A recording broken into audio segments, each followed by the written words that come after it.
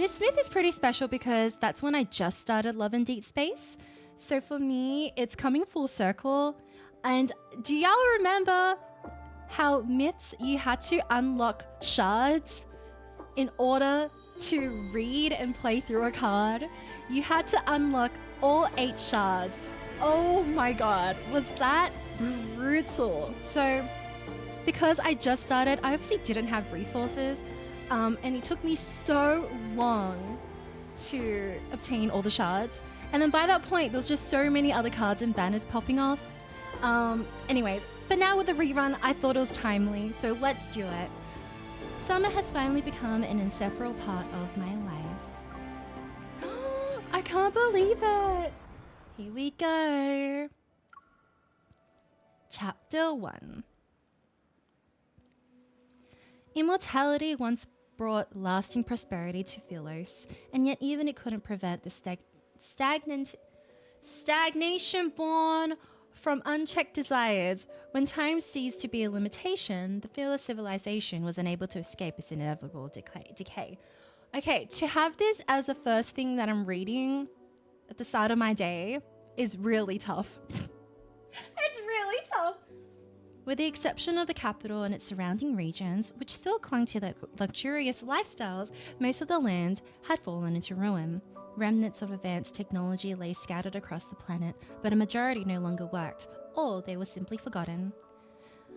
Philosians longed for their former glory, but they had to accept the bitter reality of societal and technological decline.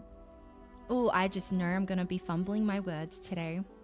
The ruling elite in the central district maintained their authority via strict surveillance, but beyond that illusion of grandeur lay something far worse. The more you traveled across the planet, the more you saw an empire in decline and the signs of an unavoidable demise. Strife raged tirelessly across the land, and the regime could only cling to life by relying on devastating weapons. Among the rebel leaders, a piece of intel circulated between them. The secret weapon that had crushed countless uprisings was a modified combat android designed as AO1. From the four Philosian civilizations preface. AO1, I think that's us. That's MC. Who's played this, by the way? Has anyone gone through the entire card? We have lost control of X02, requesting emergency response protocols to be activated immediately. Oh. Hi, Jezebeth, welcome in. Thank you for your works. There you are. Oh. Can you hear me? Oh. I'll wake you up. We're going to get out of here. Is that baby Caleb? Is that my Shayla that I'm hearing? Real-time data of my vital signs flicker across the transparent glass of the experimental pod. A boy who's approximately my age and wearing a powered exoskeleton just like me touches my skin. Touches my cheek against the barrier. We finally meet, A01. Ah! Baby Caleb! I'm X02. Oh, my Shayla! There's been a security breach, and the laboratory's control system was hacked. We can only run away while they're trying to fix it. Okay, but the way that they're actual babies in this, wait. They're actually kids. The stranger opens the experimental pod and extends his hand toward me. Let's run away, A01. Wait, wait! No!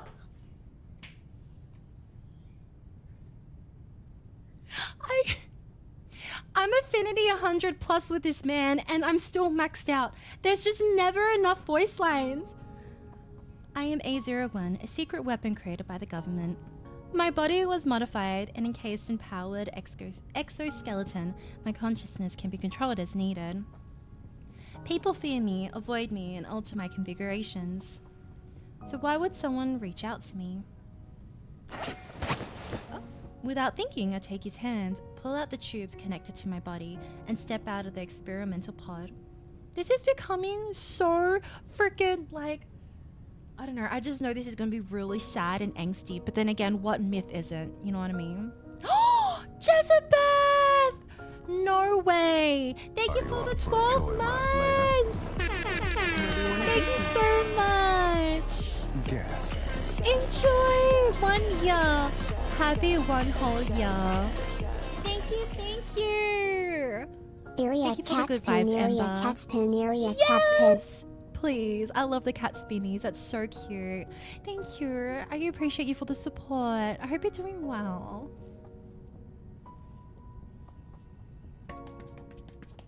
That was really sweet of you. Thank you for the 12-month resub.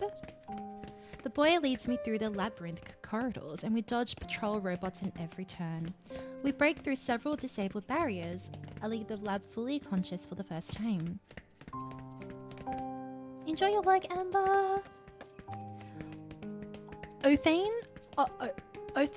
laboratory is entirely underground. The boy leads him through a hidden passageway and remains silent. Maybe it's to avoid being detected. Only the sound of our footsteps fills the dark, empty tunnel.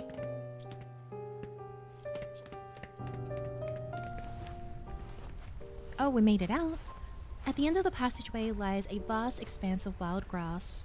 The sky floats between night and day. In the gloomy darkness, the wasteland stretches endlessly before us. There's no telling how long it will take to traverse. I'm sorry. I didn't expect the tunnel to lead us here. Oh, baby.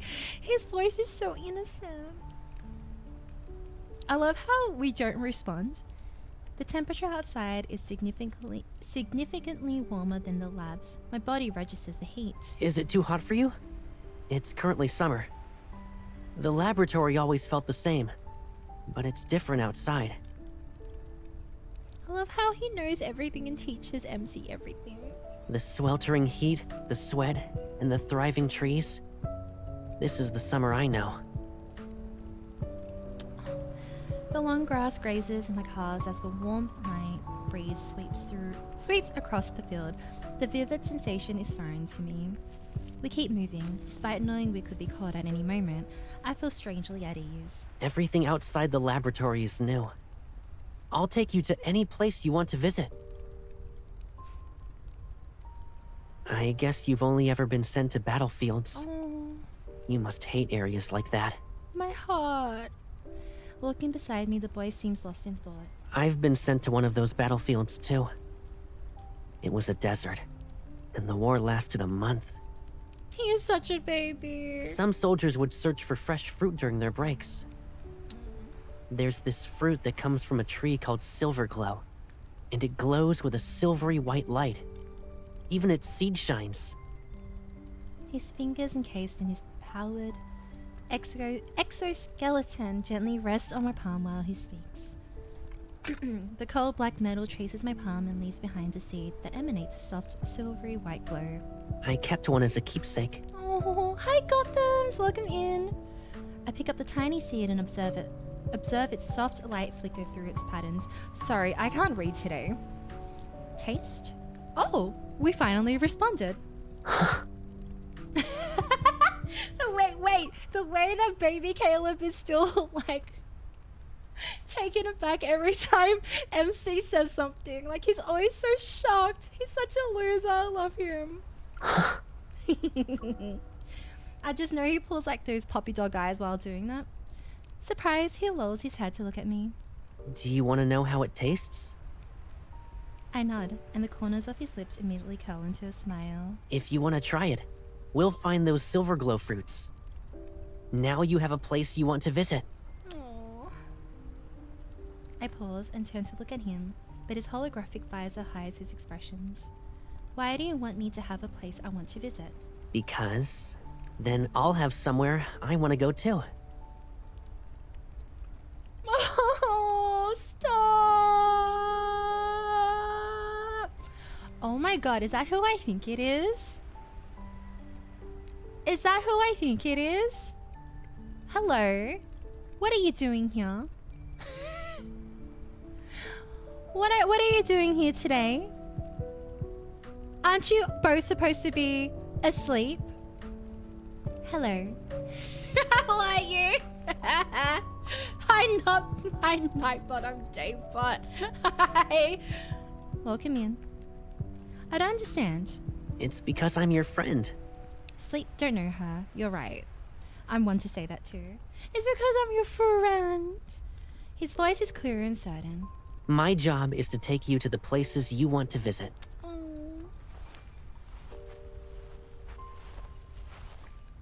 He's such a sweetheart. As if reflecting the brightness in his voice, a golden ray of sunlight ignites the pale-colored horizon. A tender golden red glow spreads from the edge of the sky. It becomes more vibrant with each passing moment. Sunlight pierces the morning mist and illuminates the dewdrops on the grass. A dawn light, unlike what I've seen before, arrives. I can't help but stop and look up at the sky. Look at the sky, it's still here. Summer daybreak. Is this the first time you've seen it? I don't remember. They erase my memories once I return to the lab. MC, what the hell? That's so... My gaze returns to his face. Once we're out of this wasteland, it'll be more difficult for them to find us. And the system can only erase memories it knows about. What we see now is ours alone. A secret between us. After thinking for a moment, I point at him. Calming, encouraging, bright. Caleb! Hi, Mel! How are you? Wait, this is so sweet! He's surprised again. Secret. He seems to immediately understand what I'm saying. Is that a code? It sounds like a name. Aww. X02, Caleb. Wait, she remembers his name? Mel, how are you, by the way? You got him for 4 weeks of working, and here's Kia. Bob, I heard work's been treating you well, though. I hear you've been working really hard. So make sure that you're taking time for yourself. I'm good. How are you, Mel? I've missed you. I hope things are going well. Oh, I am proud to let you know I'm finally reading Akatar. 3 years from our conversation. I'm on the 3rd book right now. I'm on Wings and Ruins. Yes, that's true. That's true. You're gonna make the dough. I respect that. Can I use it as my name? Of course you can! Caleb. His voice is lively and gentle. Of course. Oh. I won't let you forget. Oh. From now on, we can experience this together every year. And Caleb will be someone you see every day. I'm gonna cry. These two are so precious as kids. He extends his pinky toward me. Perplexed, I looked at him. Hold out your finger, like this. I hesitate for a moment, then I raise my hand and extend my pinky. Our armored pinky fingers hook together. Now we've made a promise. We'll stay together every day and never be apart. I'm so mad that I can't save these voice lines right now. I'm so mad. Oh, I know. Mel, honestly, time zones are so rude. It's only going to get more brutal. Hey, Moonlink, welcome in. Oh! Test subjects have been located. Activating capture protocols. Use any means necessary. Our promise barely began before it was broken in the cruelest way possible. No! They found them! I can hardly recall how I was captured. No! Oh, she's gonna forget everything again. My mind is a blur of laser fire and soldiers collapsing under my floating blades. The place where I had first tasted freedom turned into that familiar battlefield in an instant. The boy protects me from a lethal laser blast. He falls in front of me. Get out of here! Run! No! Stab my floating blades into the soldiers that ignore the wounds I continue to get. My vision blurs. Through the haze, I see his body dragged away by robots. A dull thud resounds as a laser pierces my pallid exoskeleton. I fall into the blood-soaked grass, and the sky turns into a blinding blood red. Amid the sea of blood, a faint silver light flickers before my eyes. The silver glow fruit. I don't know when the glimmering seed fell, but it now rests beside my right hand. With the last of my strength, I struggle to wrap my fingers around it. This is the last image I remember before losing consciousness. 2 test subjects have been apprehended, commencing full examination followed by solitary confinement. No! Commencing comprehensive examination of the test subject. Hi, Tilia! Yes, they just introduced housing. So it's the same company as Infinity Nikki. And it's a dating game. But they introduce a housing system. So yes, you can decorate. How are you? So does it mean you're gonna get the game? Any simmers out there? I highly recommend getting this game just to decorate and do housing. Do it! Do it, do it, do it! If you really like lore and good story, I recommend. And obviously Hot Digital Men. That's obviously a bonus. Oh my god, Moonlit, I hope work went well. It is. Oh, no. So you have to do dailies and weeklies, and that's it to get extra decorations. The gacha side is more on the cards and the battling system. But if you just want to get the game purely for that, then you can just do the main story and just the housing, and that should be enough. I don't think you need to do gacha for the decorating, not that I'm aware of yet. Oh god, hopefully they don't add it in yet. But so far, there's no gacha. Hot Digital Men, yeah, we don't download the game for the men. You're tempted? I mean, it's free to download. Play around with it and then see if it's your vibe or not. But I mean, here I am almost a year later and I'm obsessed with it. I'm obsessed with it. That loathsome, familiar voice invades my ears, but my mind remains foggy. A01. Energy signature. Destructio. Preliminary assessment complete. Bodily impairment at 91%. Comprehensive modification and repairs required. Initiating the memory extraction protocol is recommended. Do they only erase MC's memories, or do they also erase Caleb's? Because it doesn't make, I still don't understand why they erase MC's memories but not Caleb's, if that's the case. I'm good. How are you? I'm about to start work, my new job this week, so things have been a little bit like everywhere. A little crazy, but good. Really, really excited. So I'm trying to stream as much as I can before I start my new job. And I might need to go offline for a little bit and take a bit of a breaky. X02. Energy signature. Construo. Preliminary assessment complete. Bodily impairment at 78%. 78? Prioritizing the extraction of its energy for A01's repairs is recommended. They use Caleb to fix MC? Huh? Am I reading that right? Activating memory extraction protocol for A01. Keywords are as follows. X02. Friend.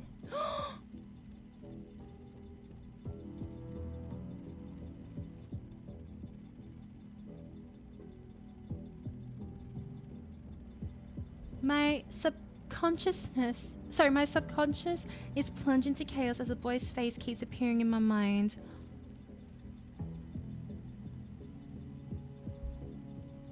The way they use Caleb. Oh my, I cannot this fucking game, bro. I can't. The scent of wild grass in summer and how plants touch my skin. The silver fruit seed, the sunrise. A hooked pinky is the promise we made. A daybreak unlike any other. One that will never fade from my memory. X02 Caleb. Memory extraction complete. We will now proceed to modify and repair A01.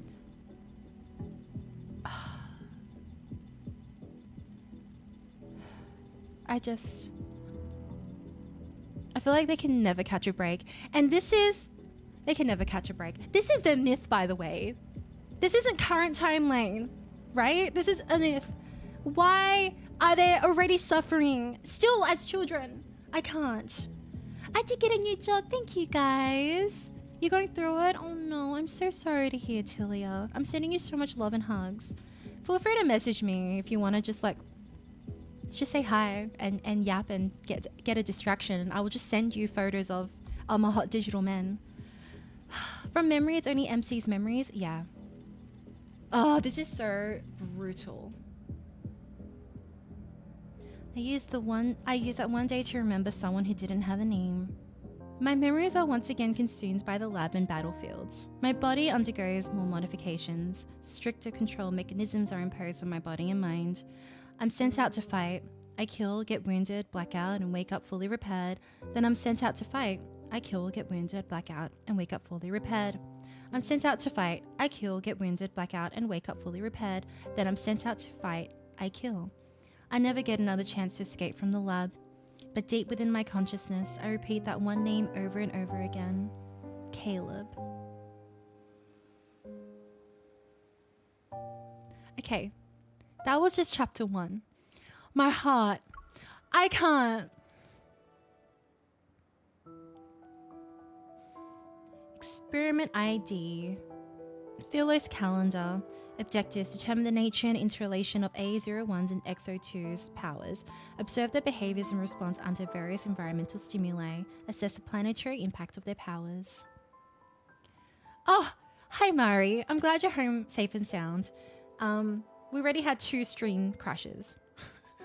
So yay! There'll be more. 10 years later. How old do you reckon they were as kids being experimented? Would you say like 10, 12-ish? 10 to 12 or 10 to 13? As usual, I'm confined to the experimental pod. My mind is hazy, but I can still see and hear. That's a long time being experimented on, by the way. That is freaking brutal. I just returned from the battlefield. Fragments of violent images still flash between my thoughts. I try to find my one solace amid my chaotic memories. Whenever I think of the name Caleb, I get a moment's respite in this endless loop. However, the memories tied that name are shrouded in fog. Not his PNG chick chick boom! Sorry, I shouldn't laugh, but it just always gets me. The silence in the laboratory is shattered. Violent tremors bring the seemingly sturdy walls crashing down. The transparent wall of my chamber breaks. In the dust, countless fragments reflects a single figure.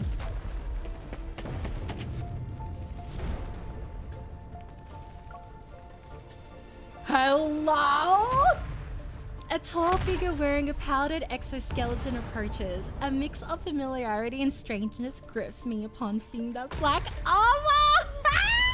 Okay.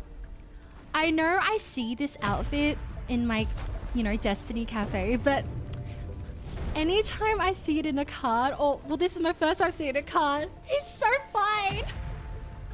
He reaches out and touches my cheek against the transparent barrier of the experimental pod. Do you recognize me, A01? I'll wake you up. I feel his fingers touch the crystal switch at my throat. He taps a few times on the holographic panel that appears. It's as if a fog is lifted. My senses return to my body. My lips tremble as I look at the man before me. I search through my memories, but only one name surfaces. Caleb? Age like fine wine? I'm seriously... You know what? At this point, we need to treat my stream crashing like Caleb exploding, okay? This is how we're gonna treat stream, okay, chat? You did break it. Hi, Crow Apple Cedar. Now, how do you sit on them? On their face? On their lap? Where are we going? I want to know. I need to know more details. But I totally agree. I love how you're saying age like fine wine as if we've gone into like 30 years into the future. We do need a command, please. It's just a little break. True, and also a little sweat because I fear this is gonna take us 5 hours to complete. Oh, I got cut off? Oh, I was just asking, how do you like to sit on a crow apple? Do you like to sit on their face or their lap? I need to know, but I agree with your username. Caleb? Girl, he's so fine. Look at them. That's me. Yes! Yes it is, puppy! The rebels have attacked the central district. They're looking for you, A01. The lab's systems have been destroyed. We can use this chance to escape. Okay. I don't know who you are. I only know your name. Oh, right. Sorry. I'm Caleb, your friend. Oh, a friend? Caleb's probably like, for fuck's sakes, I need to go through this again. It's like giving 50 first dates. You know, okay, everyone probably has seen 50 First Dates. You know when Drew Barrymore wakes up every morning and he has to do the same routine over and over again? I feel like this is Caleb. All you need to know is that this isn't our first time escaping. There's a strange familiarity in his voice, which stirs my fragmented memories. Sit on back, you know, like a chair. Oh, like a yeehaw riding giddy up, bestie. I'm with you. I'm with you. I remember escaping with Caleb before. He's taken aback, then he extends his hand toward me. I promise, this will be our last escape. Oh my god, he looks so good. You guys, I can't. The test subject has escaped, requesting interception immediately. Come and get us, bitches. The laboratory collapses under heavy bombardment, and the robots continue their relentless pursuit. We end up finding a way out. Caleb leads me to a hidden underground warehouse where, to my surprise, an aircraft awaits. He skillfully pilots it and takes us into the clouds despite the intensifying gunfire. Where did the aircraft come from? Oh my god, our man has connections. The aircraft slices through the sky and the massive laboratory is already out of sight. Does this mean we've escaped? Not yet.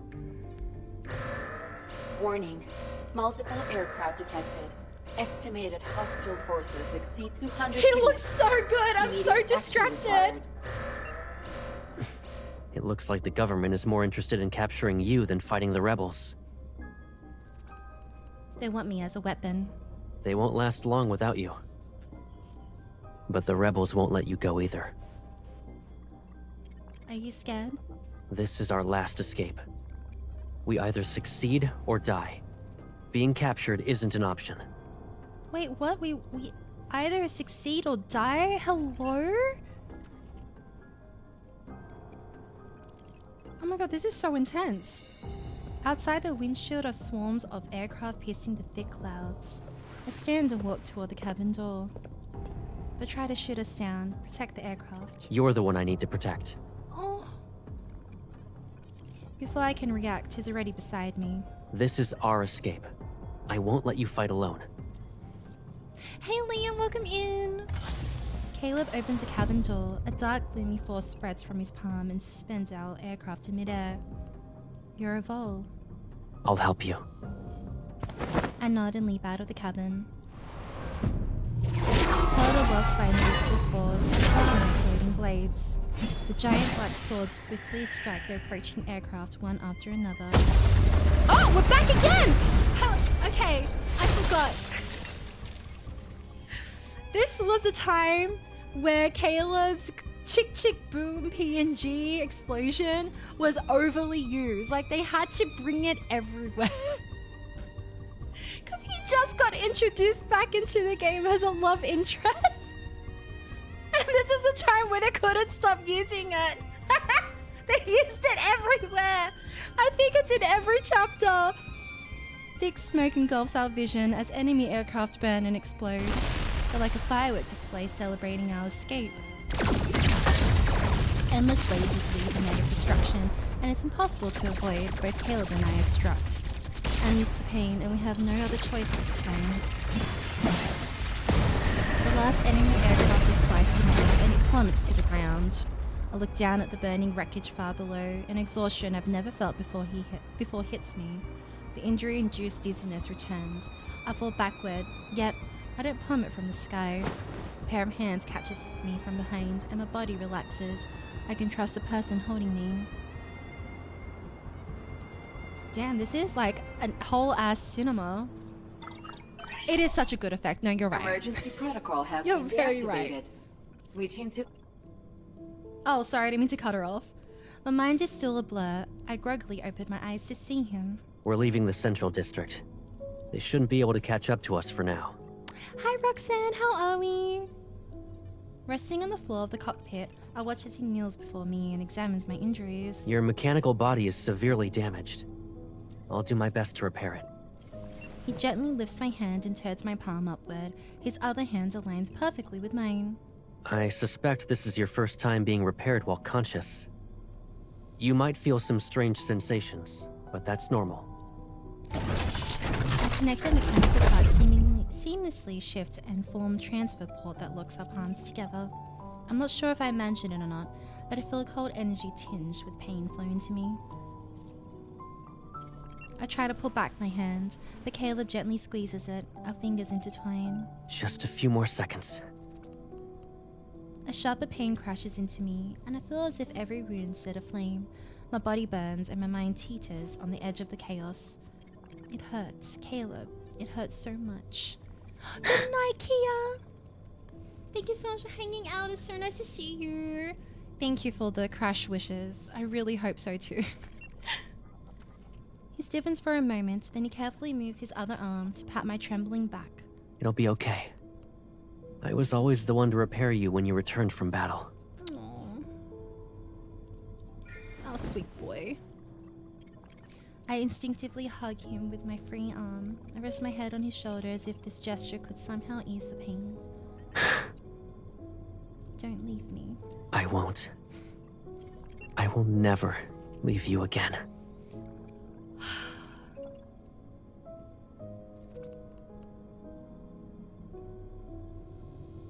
You know what's crazy? Through all the fluffy cards and spicy cards we've had of Caleb, I miss this side. I miss seeing this in cards. I really do. And oh my god. It really pulls at your heartstrings. The burning pain inside me gradually subsides.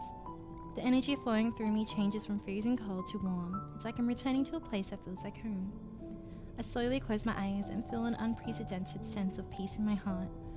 Deep down, I believe that when I open my eyes again, I won't be alone anymore.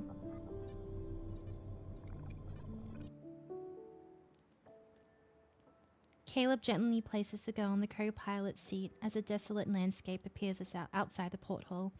Even though the aircraft has left the central district, he doesn't feel relieved. Energy is fading. He could repair her damaged body before, but now he can't even restore her to a stable state despite using all his strength.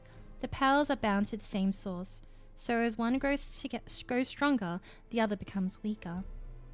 They are from the same source. His decline can only mean one thing. The destructive energy is getting stronger, coinciding with the escalating strife that continues to engulf this planet. And when this energy grows unchecked, the first thing it destroys is the vessel containing it. These chapters are really short, by the way.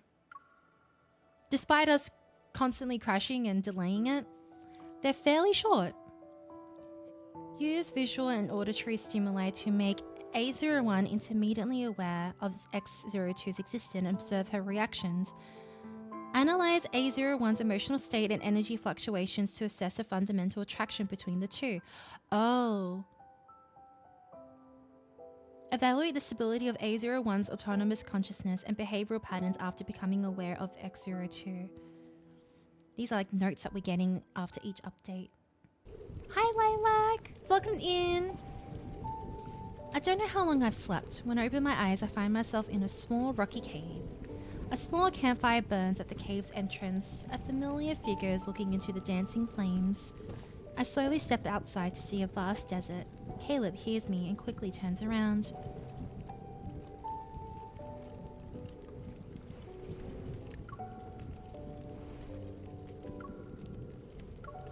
He looks so fine! Okay, he was hot. Okay, listen. We know he's hot. Okay? But the moment he looked like Cyclops with the visor was even hotter. And then with it off, this man is so fine and he doesn't even know it. Oh, you too, Lilac. It's always good seeing you. I'm good, how are you? No, weak in the knees is an understatement. His holographic visor is gone. I can't help but stare at him. Same, girl. Same. MC, you and me. What's wrong? Do you feel unwell? Exactly. I've never seen your eyes before. Do they look weird? Okay, sir. Settle down. I walk up to him, cup his face, and look into his eyes. I don't blink. Well, she's very forward with it. Ah! Puppy Caleb. Your eyes, they remind me of a scene. What kind? An image surfaces in my mind. A sky floats between night and day from many years ago. The summer sky just before sunrise. The way I'm gonna look at the sky before sunset now and just think of Caleb. To be fair, I do. Every time I go on sunset walks, and you know when the sky's really clear and the sun's out and it's like a beautiful day, you get that fairy floss, like cotton candy sort of sunset, but then you get the burning orange at the bottom from the sun. That is Caleb's eyes. He's everywhere. I'm everywhere, Caleb is. Me and my Delulu ass. That's something we saw 10 years ago. How much do you remember? I shake my head. Only bits and pieces. And your name. He falls silent. Then he pats the spot next to him. Are you hungry? Let's eat something. This man always makes sure we're fed. He gives me fruit. Its red spines were burned off. It's not a nutrient nugget. Not MC wanting chicken nuggets. His expression becomes one of utter disgust. We're no longer in the lab, so we're never eating those things again. Okay, but nuggets sound pretty good, I'm not gonna lie. These are red thorn grass fruits. They're rich in protein and nutrients. Whatever you say. I take the warm fruit and bite into it, slightly charred and crispy. It's salty. He closely watches my reaction. Do you like it? The way he's feeding me. Stop it! Look at him! It's not bad. Here, try this. He speaks in a more cheerful tone as he gives me a berry with blue and white stripes. It's a blue stripe berry. Perfect for quenching your thirst. Hungry and thirsty indeed. I pop it into my mouth. Cool, sweet juice encases my tongue. For a long time, my taste buds only knew the artificial flavors of nutrient nuggets. Are they really nutritious? Be honest. The nuggets that you're fed in the laboratory, are they really nutritious? Oh no. Wait, did you end up doing the rerun pull? Crow Apple? Oh, is that what you did? Was that for the rerun that just happened? Hi, Courtney. But thanks to this single berry, the world beyond the lab has revealed itself to me. It's sweet. So this is what sweetness tastes like. You like it, right? I'll remember that for later. Stop, he's so sweet. You seem to be knowledgeable about these fruits. I was deployed in a desert once. The environment and vegetation were a lot like this. A sense of familiarity washes over me. I reach into my pocket and pull out the silver fruit seed I've kept hidden. She kept it! What about this? Do you recognize it? Surprise flashes across Caleb's face, and his eyes light up like they've caught the fire's glow. You kept it this whole time. Oh! It's a seed from the silver glow fruit. The Kept fruit it since itself we were looks like this. Before I know it, a fruit emitting a soft silvery white glow appears in his palm.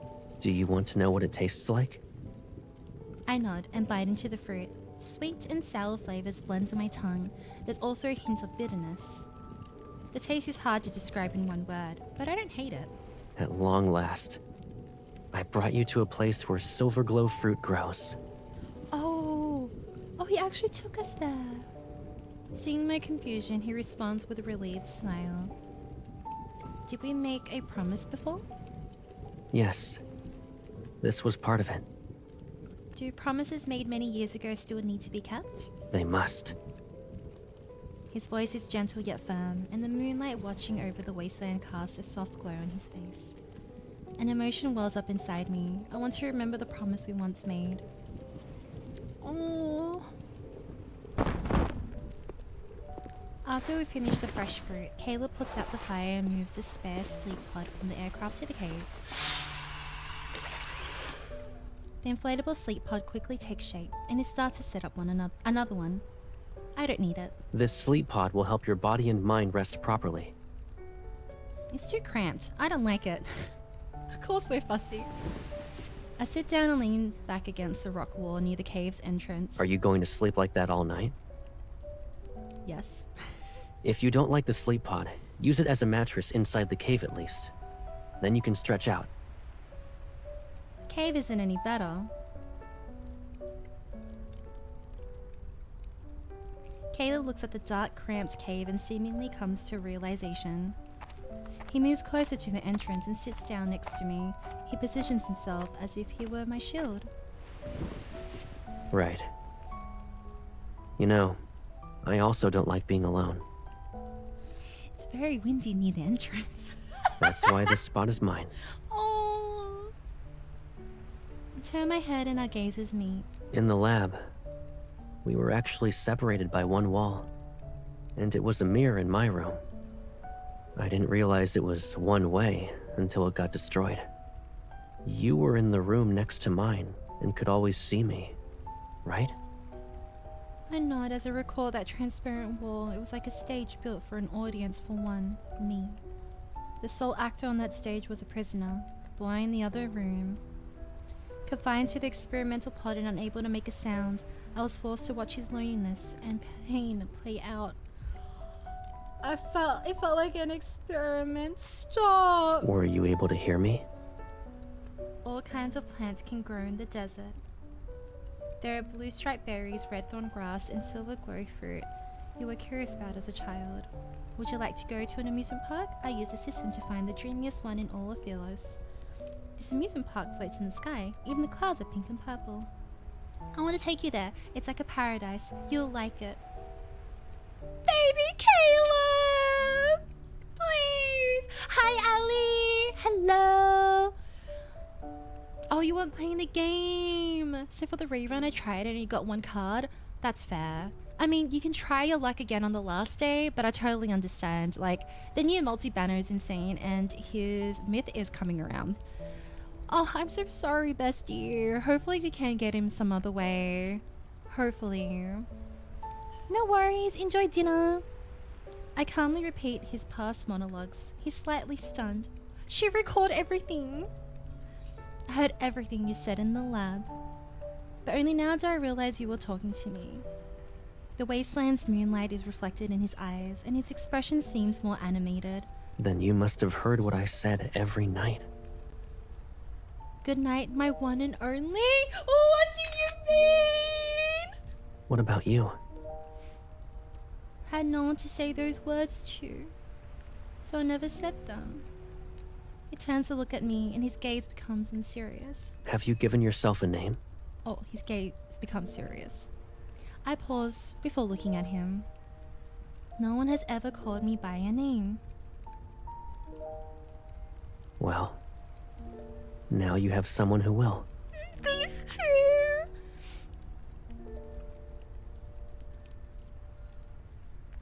DARZZIE. He lowers his gaze and carefully repeats the name several times. When he looks up again, his features soften. I'm sorry, that is just such a funny name because it's my, like, you know what I mean? It's my handle.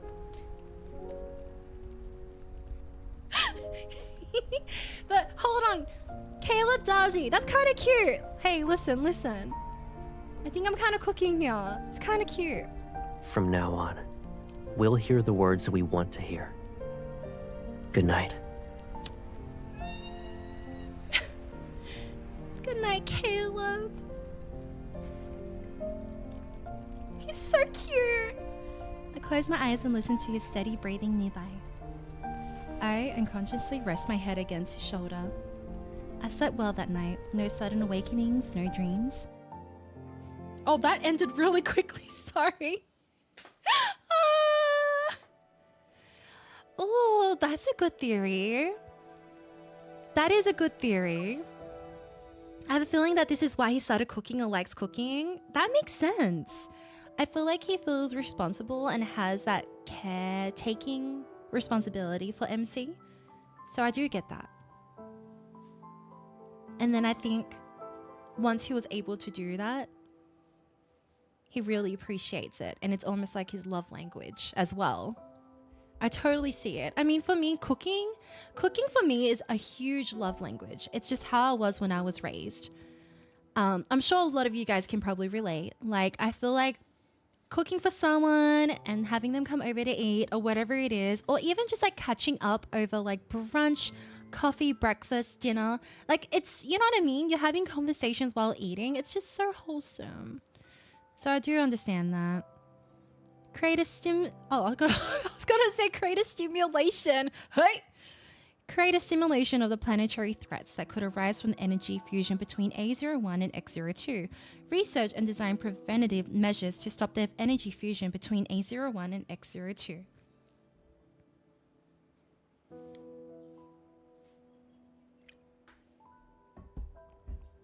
Caleb doesn't remember most of the dreams he had in the laboratory except for one. It's a vivid dream that reoccurs frequently.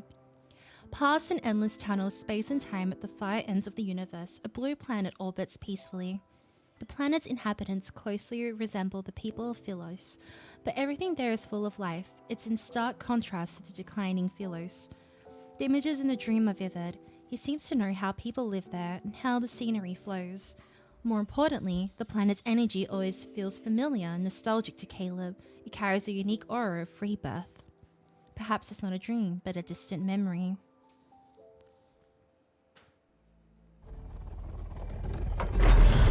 Oh.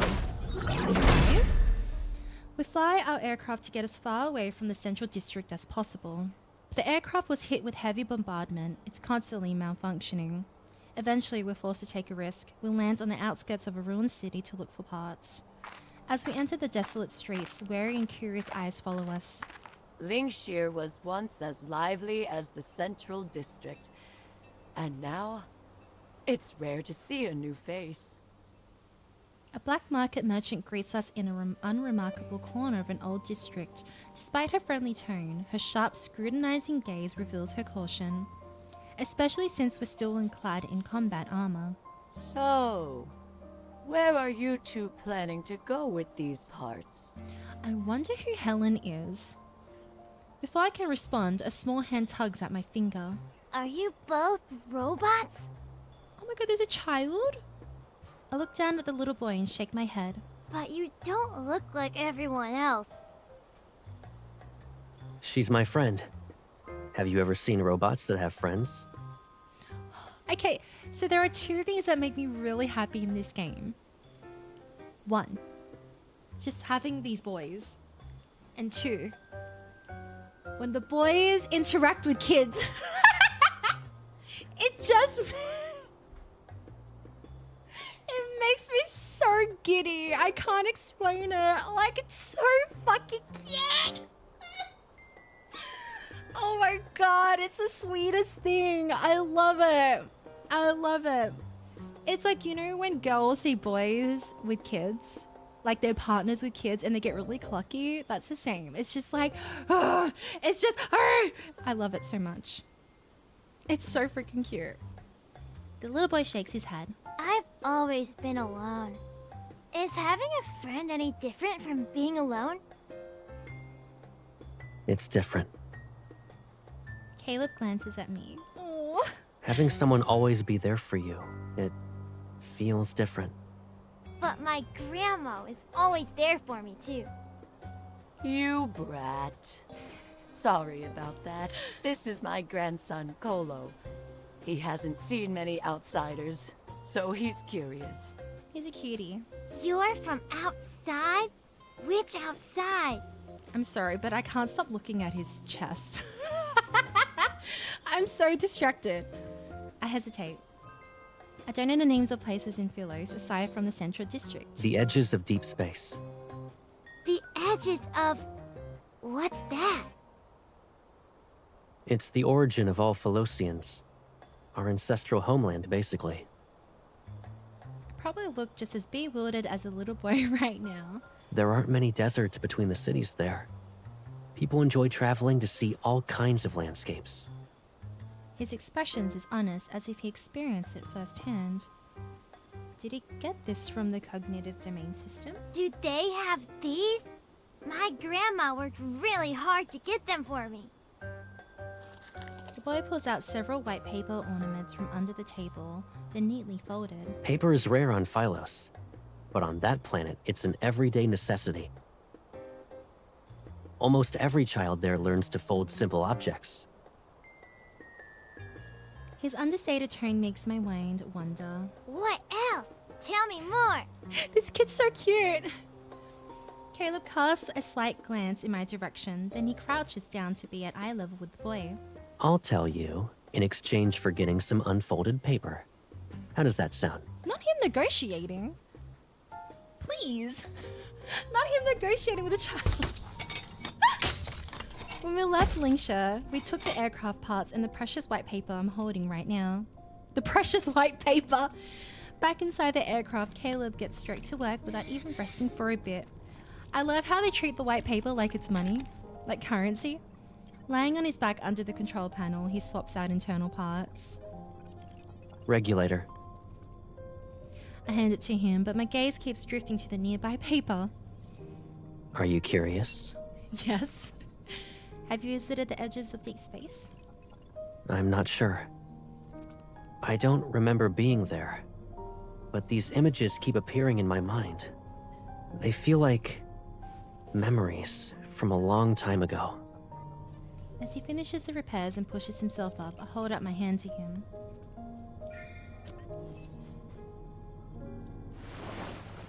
He hesitates before letting his cold mechanical hand clasp mine. I pull him up. I don't have memories like that. He carefully studies my face. Is that envy I see? I don't know. But you look happy when you talk about that place. Is it even happier than the dreamiest amusement park on Phylos?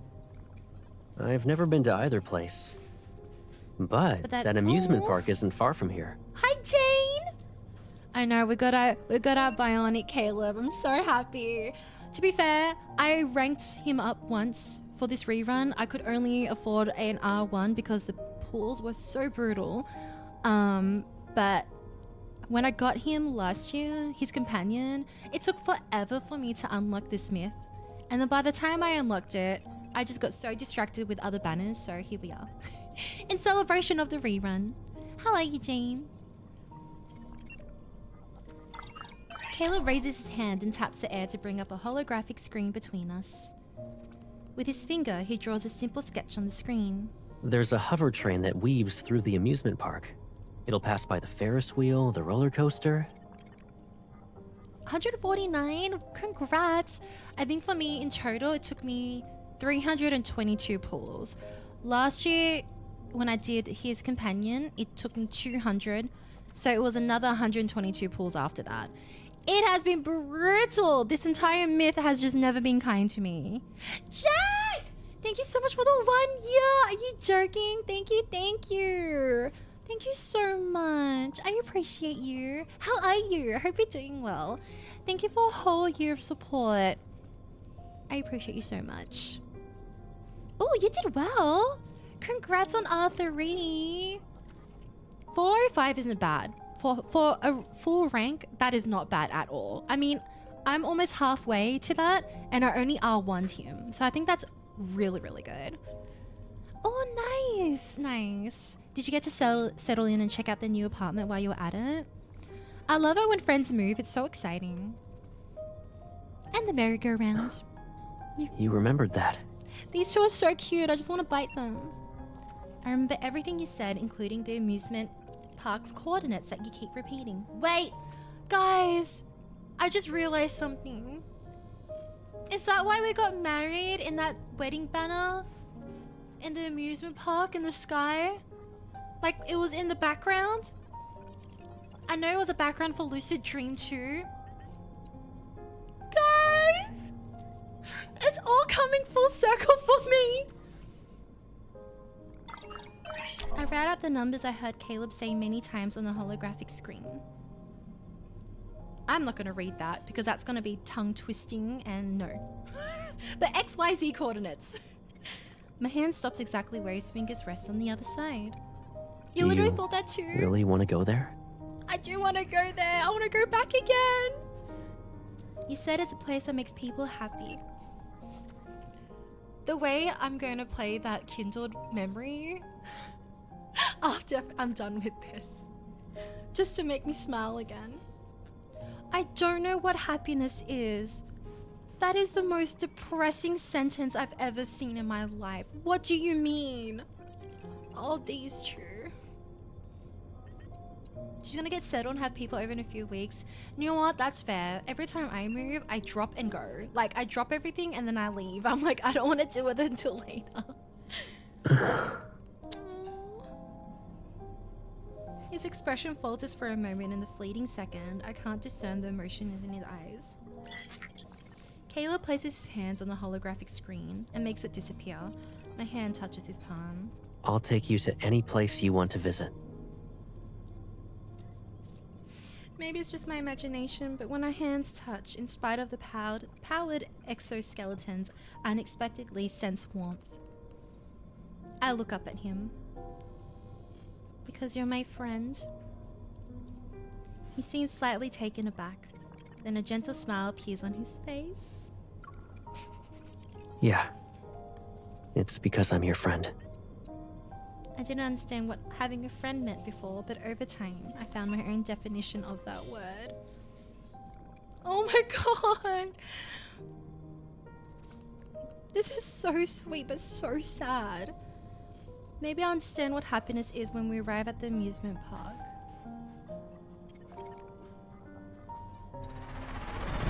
Caleb accesses the aircraft's controls and we take to the skies once more. We're no longer running away. We now have a destination. You guys! Oh my god, already up chapter 5. We're flying through. Reconstruct the energy transmission network within A01 to enhance the test subject's absorption and release capabilities. Reinforce A01's powered exoskeleton and insert environmental adaptation modules to improve the subject's adaptability and stability in various environments. God, words are hard. Words are so hard. Oh my god, Zombers! Welcome in! Hi, Raiders! Welcome, welcome. Thank you for the raid. How was your stream? I hope it went well. How was Heartopia? Oh my gosh, I'm planning to play this after as well. I really want to play Heartopia. Caleb often woke up in the middle of the night when he was still in the laboratory, and there would be a severe ache in his chest. Oh, my Shayla. At first he thought he was sick, but he soon realized the pain had nothing to do with his physical health. It felt like someone deeply connected to him was suffering, and he felt her pain through an invisible bond. It's a separate one. I feel like it's interesting how they make it American server and then a global server. It's so like specific and then it's so like vast. Yes, enjoy your work, Zombies. Thank you so much for the raid again. His heart always yearns for us, no matter what AU he's in. Caleb knew she endured the wounds, the mental erosion, and the torturous modifications. She had to bear this inhuman pain because of the destructive energy she was born with. He wishes he bore all that pain in her stead. This thought became a thorn in his heart that grew only inward. Caleb! Oh, there's an Southeast Asia one too. Entering landing mode. Please ensure your safety. Oh, but landing. Are we in? Oh, never mind. Never mind. I got real excited. I thought we hit kindled. I thought we hit kindled mode, please. Oh my god! Raiders, hello! Hi, Arden! Hi, Raiders! How are we? Let's continue. The aircraft has reached its destination, but the dreamy amusement park is nowhere to be seen. The remnants of a hover train lie scattered on the ground as if to prove this wasn't just our imagination. The amusement park did not exist at one point, but now only its rotting remains stand before us. Lost in thought, I stare at the wreckage. This planet is big. There must be other amusement parks still present. That would be necessary. I turn around and calmly look at Caleb. Girl, I don't know how you can look at him calmly. What do you mean? It's okay not to know what happiness feels like. I've matured just fine. Thank you for the hype train, level 5. Are you joking? Thank you, chat. Slay, what is this? Rage out? That's me with this game. I crash out every time. I started walking toward the aircraft, but he grabs my wrist. Let me show you a magic trick. Oh? He releases my wrist and deftly folds, unfolds, and refolds the white paper he got from the boy. Is he making a paper plane? Before long, he places a delicate white paper. Oh, a crane! Let's see how far it can fly. Although I'm confused, I play along. The small paper crane glides from my fingertips. It flies into the distance, and my gaze follows it across the desolate ruins. It circles back toward me, but just as I reach out to catch it, it levitates. It circles back toward me, but just as I reach out to catch it, it levitates before my eyes. Did you use your revolve? As soon as the words leave my mouth, I realize I'm floating. He's got one of the coolest evolves, I'm not gonna lie. I look down and see Caleb walking through the air. He's heading in my direction. The hover train is gone, but there's always another way to reach the sky. During the previous battle with our pursuer's aircraft, I hadn't paid attention to the sensation of floating. But now that I'm suspended in the air, I feel like I lost my balance. He steadies me, and the familiar pull of gravity returns. For my next trick, I'll turn this place into an amusement park just for us. Wow, he's so sweet. No, actually, Livy, do you mind reminding me to do a death counter? Because I need a string death counter. His evolve is very useful for many things. I agree. From gardening to cooking to in the bedroom.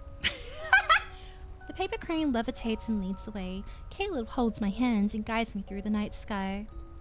From above, the amusement park no longer looks like a bunch of ruins. The Ferris wheel, roller coaster, and merry-go-round, they stand like frozen relics of bygone era. The wind and clouds are woven to form a vessel beneath us, and I turn to look at him. He's beside me. There's theories he can control the weather? Okay! Wait, that's kind of OP. Caleb? What is it? This feeling I've never felt before. Is it happiness? If you like this feeling, then yes, it's happiness. Oh my god, please, the way he has to teach her what happiness is and confirm it. Like, she's so, like, the reassurance in that. I can't. For decades, they were separated, alone and depressed and tortured and in pain and oh my god. After thinking for a moment, I gently pull him closer. He leans down. I see my lips curve into a smile in his eyes. I like this feeling. So, I'm happy right now. Caleb stares at me as if bewitched. It's like he's seeing something completely new. Did I say something wrong? Not at all. It's because He gently touches a corner of my mouth with his index finger. this is the first time I've seen you smile. Stop! I also touched the corner of my mouth, curved upward, because I'm happy. It's not just that. This also changed. His fingers moved from my cheek to the corner of my eye. Caleb, your eyes and mouth also changed. I touched the corner of his eyes and lips. Yes. Now we can see our happiness reflected in each other's faces. It's so sweet. But I still don't know what makes you happy. You.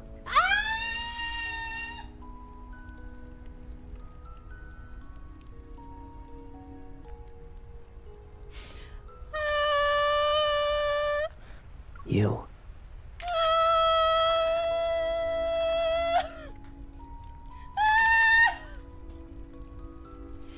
He softly says the single word.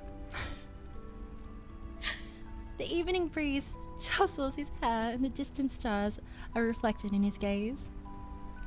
Just as I've come to understand happiness, I also understand what it means to have someone who's always been there for me.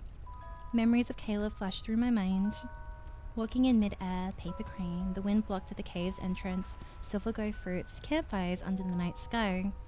A familiar yet unsettling feeling sweeps over me, and my consciousness begins to blur. It's just like those moments before my memories were erased. Pipsqueak? I missed him saying that! Pipsqueak? Pipsqueak? Stop! It's been so long! You don't understand. I feel like the Pipsqueak era has gone. It's gone to Gooba. And then baby sis. I lower my head through this haze. The crystal embedded in my power exoskeleton gives off a faint blood red glow in the darkness. My mind spins into chaos embrace. Even breathing feels painful. As I collapse into the arms of the person beside me, a sharp sound charges towards us. A golden beam pierces the darkness and grazes my pallid exoskeleton. It's a surveillance drone. Get behind me. Oh, not us under attack. Countless pairs of golden eyes suddenly light up the night sky. They're like a pride of lions surrounding their prey. More golden beams are woven to create an intricate net. They're trying to trap Caleb and me. I try to summon my floating blade to counter-attack, but my fading consciousness prevents me from using my evolve. Behind me, a golden beam strikes. As it pierces my chest, I lose my balance and fall. Caleb catches me. Focused, he used his evolve to lift the passenger railroad car into the air. It serves as a makeshift shield. He carries me into the floating passenger railroad car while lasers relentlessly attack this exterior. I can hear the muffled explosions. My senses are about to disappear.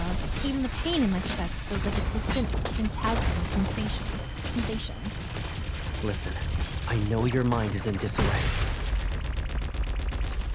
I'm fine. We need to go. I try to push him away, but he pulls me back into his arms using an even greater force. He leans down to my ear, his calm voice is steadfast. You must remember what I'm about to tell you. Don't go back to the aircraft. It's most likely being monitored. Return to Nynk and take shelter in an abandoned house. Can't leave here. The passenger railroad car buckles inward under ruthless gunfire. The increasing number of strikes is a warning. It won't hold on for much longer. Caleb presses his hand against the back of my head.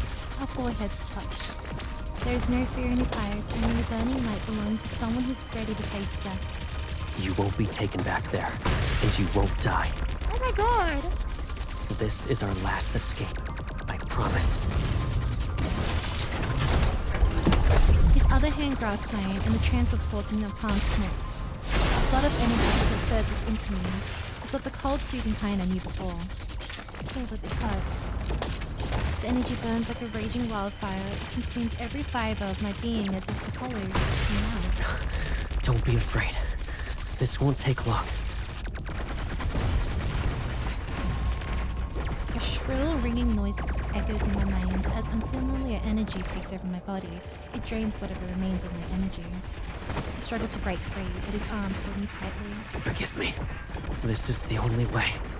I suddenly realize he's exchanging his energy with mine. No, Caleb, you can't bear it. But I'm willing to do it. He pulls me closer. Our heated breaths mingle as our bodies seem to merge. I will give you my fate, and your fate will become mine. Energy courses through my very being to claim every part of me. In a matter of seconds, my body accepts this new presence as if welcoming back something that I've lost. A dull ache throbs in my heart as I desperately fight to stay conscious. Why? Oh, this is so intense. He responds with a small smile and his warm lips brush against my eyelids. Because I'm your friend. A close friend is willing to do this. To die for you. In this close moment, I see his farewell and that smile. It feels like our final goodbye. My lips move, but the word I want to say won't come out. Caleb. As my world slips into darkness, I see Caleb turn and walk out of the passenger railroad car. He levitates in the air as massive black swords materialize behind him. The floating blades forged from my energy now serve as his weapons. Is that how he got it? Well, the timing of that was terrible, but that's okay. We can revive. We can revive from that. I'm sorry, chat. My OBS has been rude. Hi, Luke! How are you? It's so good to see you. I hope you're doing well. Y'all. We're gonna get through this together, no matter how many stream crashes. I don't know if you caught me saying this, but I did say that's how that's how he got his weapons. Through MC. Is that right? Did they... you know how they resonated together? Was that it? That's crazy. A massive swarm of drones surges toward him to attack the newly reborn combat android. Oh! YouTube, when you watch this, I'm so sorry if it's really like... just a mess, because it is. I don't know how to edit this, so I apologize in advance. Okay, let's do this again. He raises both hands, gravity is warped, and a black hole that manifests shreds the machines into pieces. Caleb turns his head to take one last look at the passenger railroad car, and he leaps into the sea of metal.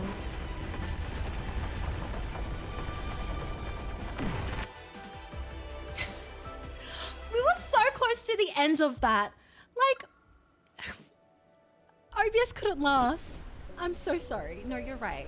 It is. It's very on theme. It's very on brand and on theme for Caleb. I wake up in the wreckage of the Hovertrain's passenger railroad car.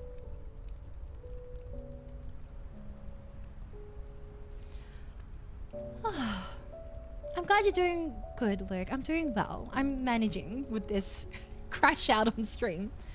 All the surveillance drones have vanished into the night sky. They took Caleb with them. The sky floats between night and day as another summer sunrise looms. The amusement park has returned to being ruins. I'm alone once more. The space around me feels like a laboratory, boundless yet still a prison. Caleb's energy is warm and calm, like water under the summer sun. It carries the essence of life and hope itself. He took on all the pain and darkness, so I'd only be left with his pure hope. If I were to ask him why, he'd probably smile and give me that answer. It's because I'm your friend. My heart feels a pull of a familiar force. I know Caleb is alive, he's just outside my reach. Instead of hiding in an abandoned house like he told me, I searched the ruins of the amusement park without rest. The pull my heart feels grows weaker. I don't know what's happening to Caleb. What if the connection breaks before I find him? I force myself to move faster. I need to cover more ground. Caleb, wherever you are, please hear me. Sense me. Wait for me. I will find you. I'll wake you up and make you hear me say your name again. I really love that, like, Caleb MC will do anything for each other. Like, literally anything. I lost count of how many days and nights I've traveled. I don't know how far I've gone. The ruins of a city rise in the distance. It looks like the outskirts of Lincolnshire. Hi Plum, welcome in. It's good to see you. Light fades from the weathered buildings as another night approaches. A feeling swells in my heart. Caleb is nearby. Climbing over the rubble of a building, I see the setting sun casting light on the lonely wreckage of an aircraft. My heart races as an invisible force pulls me. The person I've been trying to find is close. I move to the other side of the abandoned aircraft. Baby! Caleb leans against it. His eyes are closed and the cockpit's cables are connected to his back. The aircraft's energy isn't enough to repair his system. The scene mirrors the moment he found me in the laboratory. It's as if our fates had been switched. Keeping my emotions in check, I approach him one step at a time. Are we in? Oh, we're here!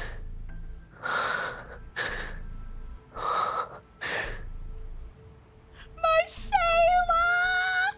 Oh my god! He is so fine!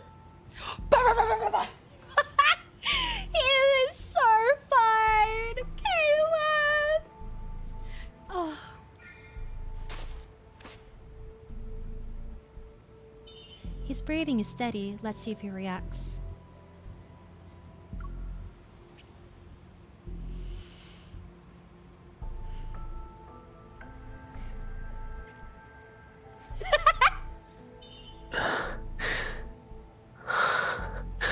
Rise and shine. I think I can press it. What am I pressing?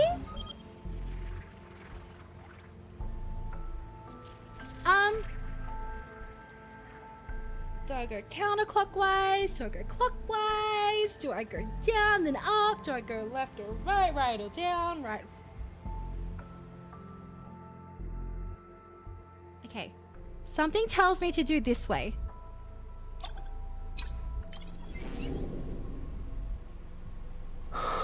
Hello? Target acquired. A01. Activating elimination protocol. Oh my god, he's gonna kill me! Is something controlling him? Back away?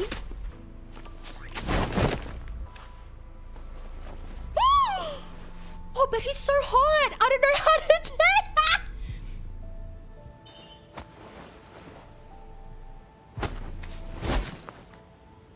that! Error detected. Execute A01.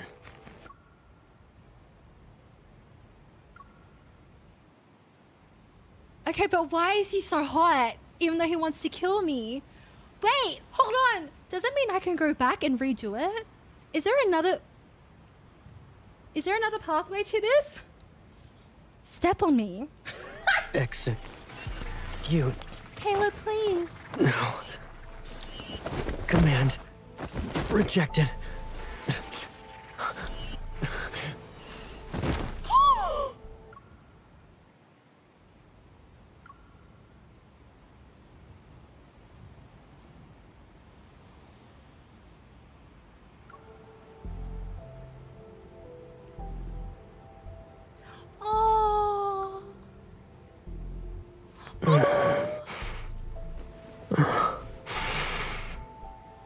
Whimper louder. Whimper louder! What do you mean? Keep going! My baby looks so sweet. I love him. Have you returned to me?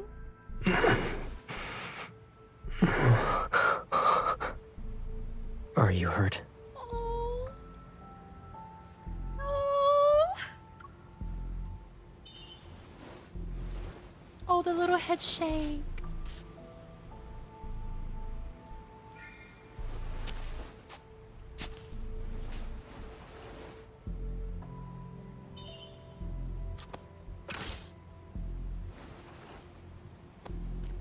Seeking me out, that's dangerous.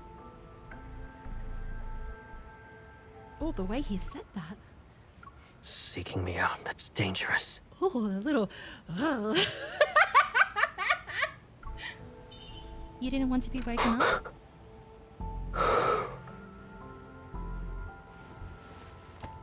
If it's you, no matter what, please wake me up.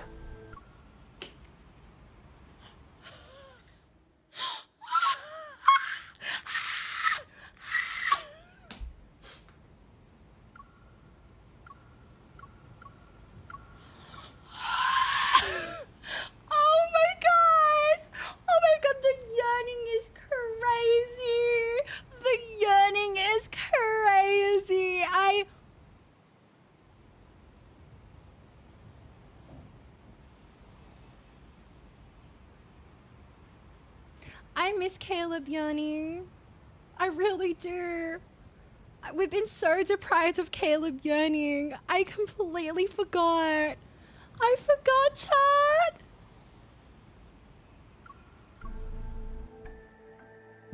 Oh. How do you say no to that face? How does one say no? I support Caleb as we quietly head back to Lingsha in case the drones are still patrolling their city's outskirts. His system has sustained heavy damage. We need to quickly find a place for repairs. The black market merchant who sold us who sold us aircraft parts, kindly let us use her old house for now. Although it's worn from age, the room is tidy. A vintage floor-to-ceiling window takes up an entire wall, so this space is flooded with light. Caleb, utterly exhausted, collapses onto the bed. Thank you for the stream, Shriek. Let's go. I gently touch his eyelids and feel a trace of warmth beneath my fingertips. Oh, he's so cute. Settling his eyelashes flutter. Don't worry. I'm fully conscious. He takes my hand and turns it over. The various cuts and scrapes I collected from those days of looking for him in the ruins I've revealed. His grip loosens as if he's afraid to cause even the slightest discomfort. Were you uncomfortable these past few days? Without saying a word, I press my palm against his. He understands and tries to pull away. My system is fine. I pin his hand down to the mattress. I sit on the edge of the bed and look down at him. Your hands. Oh my god! He is the king of puppy core. My pain receptors have been modified. But you're not like me. Forces come to align perfectly with mine, and my powered exoskeleton shifts as our transfer ports connect. Energy flows into his body. His wounds seemingly burn as they heal. Let go of... I use more of my strength to stop him from moving. His face slightly pales from the pain. This is how you repaired me before. I'm just returning the favor. Don't waste your energy on me. The energy transfer suddenly stops. I stare at my palm, shocked beyond disbelief. Caleb's system isn't fully repaired, but my energy is already drained. Unease creeps into my mind. No! Wasn't he already at 78%? Like, prior? Our energy levels are mismatched? You knew? He turns his head away to avoid my gaze. I'll recover. I just need more time. I grab his shoulders and make him face me. Our gazes meet. You lied to me. Yes, I did. How are you going to punish me? I'll accept whatever it is you plan to do. I don't know if it's just this scene, but I feel like his eyes are really prominent. Like they are so purple here. My fingers trail from his shoulders to his collarbone and move toward the center of his neck. Your punishment. Promise me that you'll never leave me again. Ever. These two are just like based on promises. What if I break it? Promises for each other. What if I break it? What if I break it? Oh, the way he said that. My fingers stopped just above the crystal on his throat. All it would take is one push to transform him into something else. I know your weakness. Okay, MC. If you break it, I'll make you my prisoner. He hesitates before taking my hand. He sits up. Where will you imprison me? I will shackle you to a place only we know about. Hi, Sinia, welcome in. MC! Are you talking about that planet at the edges of deep space? You told me the people there call their living quarters a home. Yeah. And you said going home is a normal occurrence there. Yes. She is normal. crazy. But important. Normal but important. We're forgetting they're freaks for freaks here. Can we have a home if I take you there?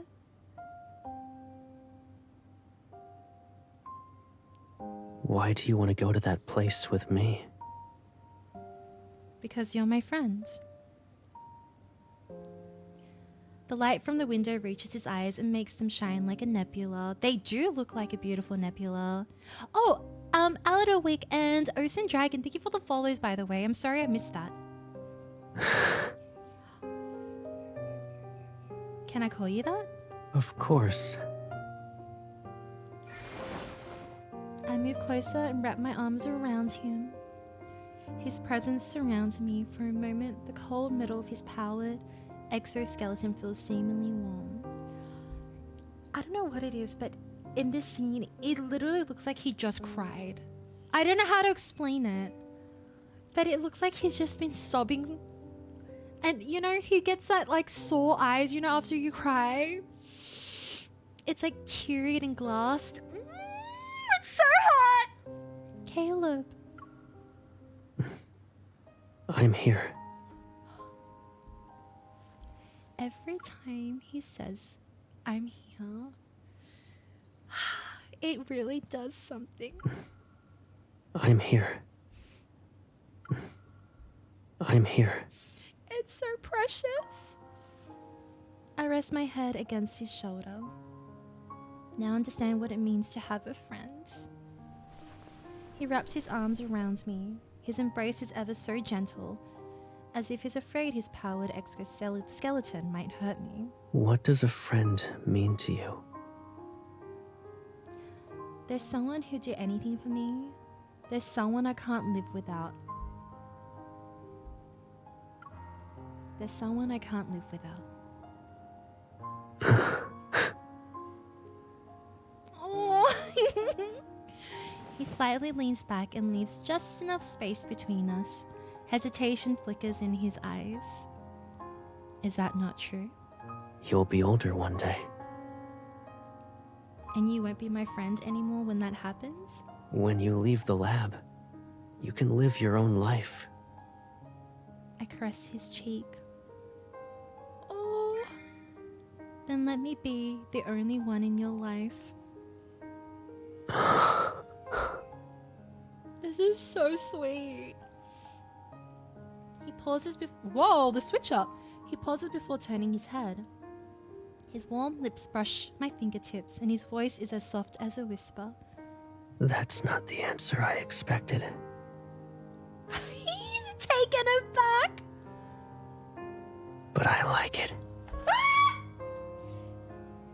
Oh, I wish I can save. Oh, I wish I could save that line. That's not the answer I expected. But I like it. But I like it. But I like it.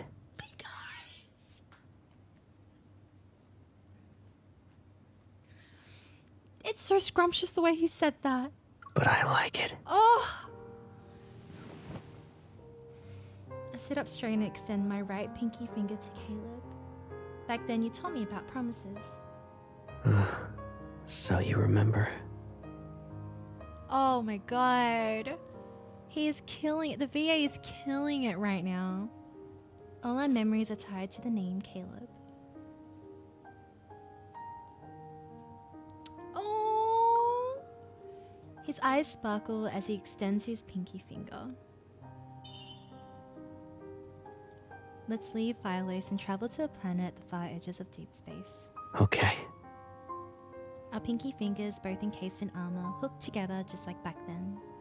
It was summer at that time, and now it's currently summer. The season has finally become an inseparable part of my life. Is that why summer is such a huge thing for Caleb in his themes now? Oh my god, we're almost done, chat! We're almost done. Install and activate a quantum interference modules for A01 and X02 to ensure stable operation. Set the following trigger conditions. Initiate quantum interference when X02's and A01's energy fluctuations maintain synchronization for an extended period of time.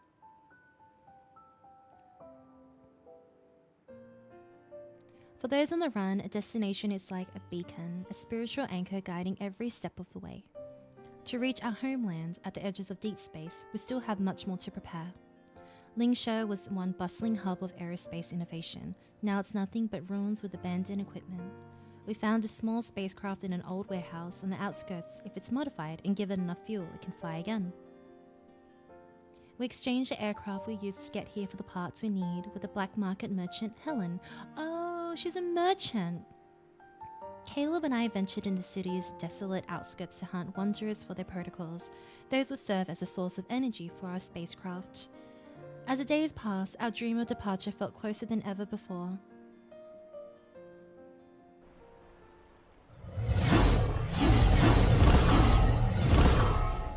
After working very hard, we finally filled our pouch with protocols. It's currently midnight. Girl, now why will we mention protocols in here? I don't want to deal with protocols right now. I already have to deal with it on a daily. But instead of heading back with our loot, Caleb and I captivated by the scenery before us. A nameless lake sits on the far reaches of Linkshire's outskirts. The humid night air clings to our skin, and the calm lake mirrors a brilliant moonlight in the sky. I saw this before in the lab's system logs. Philosians missed the moonlight of their homeland, so they built an artificial satellite to mimic it. I sit by the lake, I touch the water, and the cool ripples curl around my fingers. They soothe the heat coming off from me. When we finally see the moonlight in our homeland, we'll This remember music's this so night. pretty. It's so far away. Yes. Anything could happen. We might not even make it.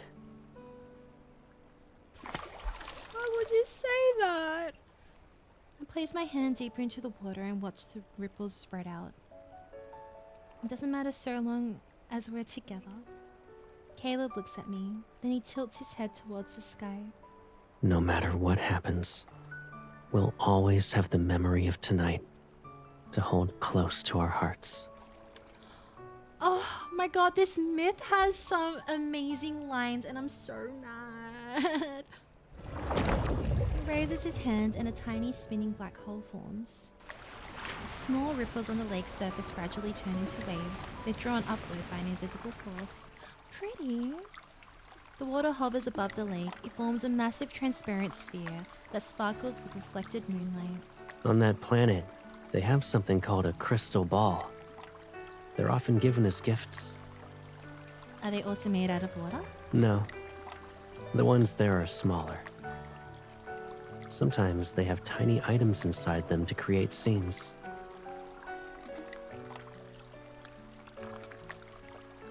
He stands and holds out his hand to me. This one only belongs to us. Having floated before, I've gotten used to the feeling of my feet leaving the ground. Caleb pulls me effortlessly into the sphere. The transparent water around us shimmers with iridescence under the silver moonlight. Hold on tight. Okay, Spider Monkey! He guides my hands to rest behind his waist and wraps one arm around my shoulder. Around my shoulders, our crystalline bubble begins to float even higher. Caleb, is this another one of your magic tricks? A magician relies on illusions.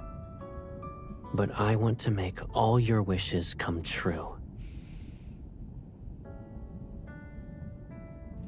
Prismatic lights dance around us, refracting and reflecting endlessly. They make me feel like I'm inside a giant crystal ball. No, that's so valid, Korea. I know. Yet his eyes shine as pure and bright as tonight's moonlight. All my wishes will come true? Yes. All of them. I hold him even tighter. The wish I have right now has already been fulfilled. Oh, my sailors. The night is still and all I can hear are our footsteps in the empty city. Why are you staring at the ground? Are you exhausted? Listen, our footsteps. They sound like they're going home. You already think of it as your home, huh? I watch our steps fall in and out of sync. I mean, us walking together is what feels like home. MC! That's really, really sweet. He slows his pace until we're walking side by side. I'll remember the rhythm then. Oh, So from now on, we'll walk home like this, together. I can't with these two. I feel like he's playing another magic trick on me with his serious tone And now he says the word home. My heart is racing as if I'm engrossed in an enchanting performance. Now you're the one who's slowing down. What's wrong? He places his hand on my shoulders to steady me. Then he leans down and looks at my face. Tired? His compassionate gaze is so close, not wanting him to notice my quickened heartbeat. I only nod. We've been out for a while. He suddenly stops, turns around, and crouches down in front of me. Hop on. I'll carry you home. Please? I don't move, instead opting to stare at him. It'll be faster this way. Okay, that was so cheeky. That Don't look you want to back, go home soon? that look back was so cheeky, sir. Don't you want to go home soon? Oh, Caleb. Still feeling lightheaded, I climb onto his back. He lifts me with ease and walks forward. If you're tired, close your eyes. You'll wake up at home. I lean my head against his shoulder and let myself relax. Caleb. What is it? Oh my god, he looks so good from the back. I like it when you say home. I'm gonna cry. Then I'll say it every day. Let's I go actually home. cannot. Oh, I missed it. I'm sorry. Let's go home. I no longer care if you notice my racing heart, because I can feel his heart too. As my chest is pressed against his back like mine, it's beating just as quickly. Our hearts are perfectly in sync. The rhythm is exciting and comforting. Good night, Caleb. Good night. Content, I close my eyes and fail to notice the faint blood red glow from the crystal embedded in his powered exoskeleton.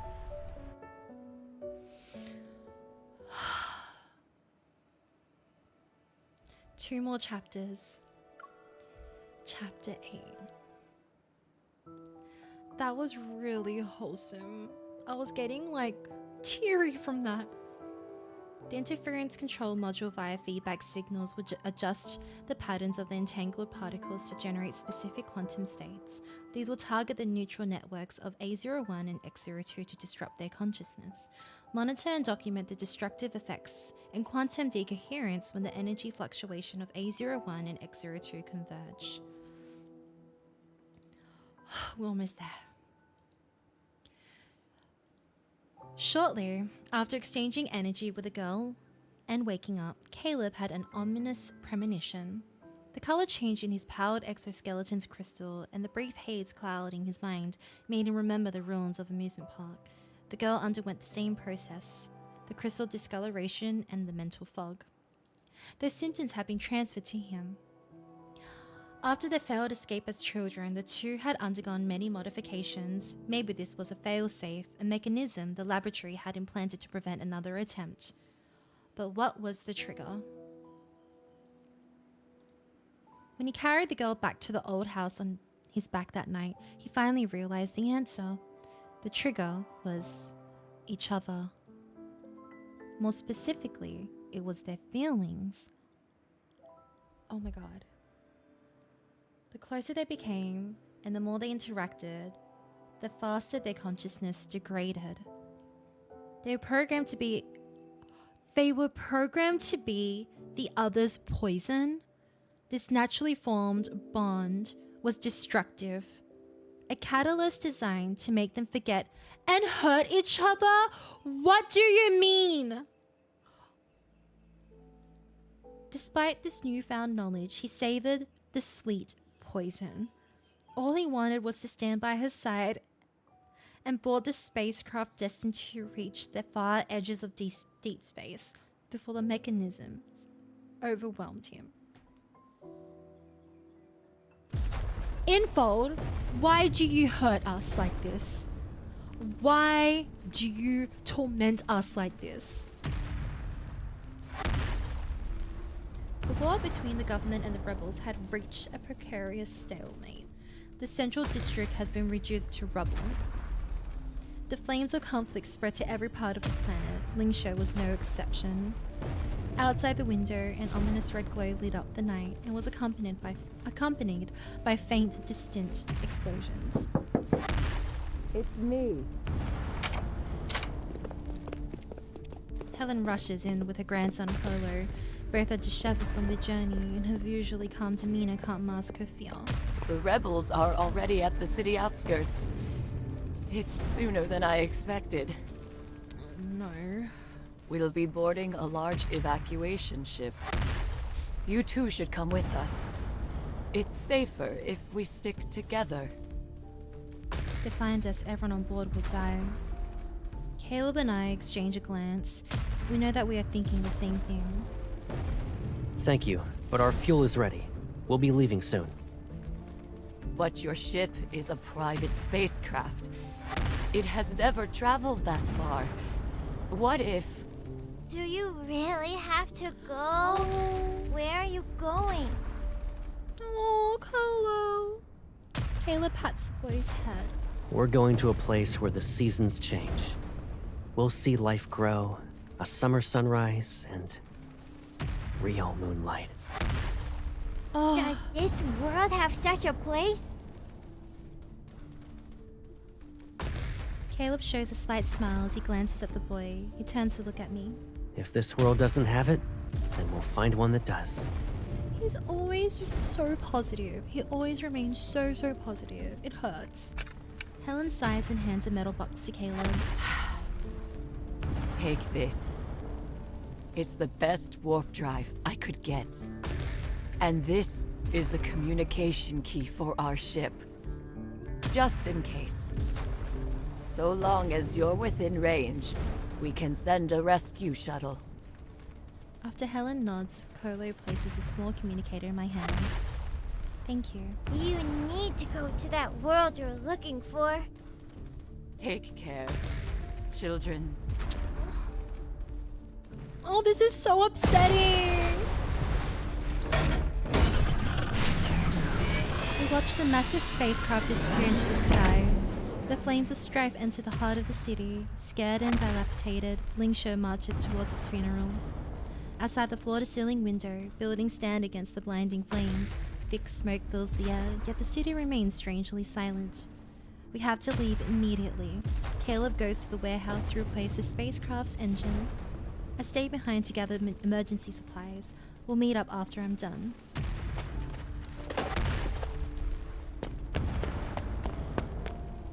I rush to the warehouse with everything I can carry, yet I see Caleb standing outside the spacecraft with his back to me. I have nutrient nuggets, supplement concentrates, and... I'm sorry, I need to take a photo because he looks mighty fine. X-02. Command confirmed. Crystal embedded in him emits a faint blood-red glow. I realize this happened to me when we were in the ruins of the amusement park. Caleb?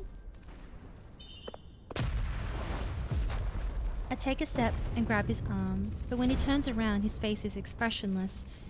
It befits something that could be called the ultimate perfect weapon. Carrying out orders. No. I'm not X-02. I'm Caleb. His unfocused eyes slowly regain clarity. The red glow from his powered exoskeleton fades. His body sways and I quickly steady him. Are your memories being erased? Is it because you exchanged energy? Let's get out of here first. Once we're safe, I'll explain everything to you. You guys! I'm scared! Guys, I'm scared! Ah! Hold my hand! Outside the spacecraft's viewport, Lingsha, consumed by warfare, shrinks into a speck of light in the distance. As the spacecraft ascends, the entire planet seemingly spirals into an inferno. I pilot the ship, but my heart races as if it's feeling someone else's pain. We have interference modules inside of us. When triggered, the one with the destructive energy will experience a degradation of their consciousness. until they lose it completely. Then they must wait to be reactivated. It's clear what those people feared, weapons with a will of their own. Suppressing the bitterness in my chest, I forced myself to stay calm. If we leave Phylos, the module won't be activated. He lowers his gaze to avoid looking me in the eye. That's when the truth hits me. Am I the trigger? Whenever our energy synchronizes, it activates the interference module. These two can never be happy and be in peace, ever.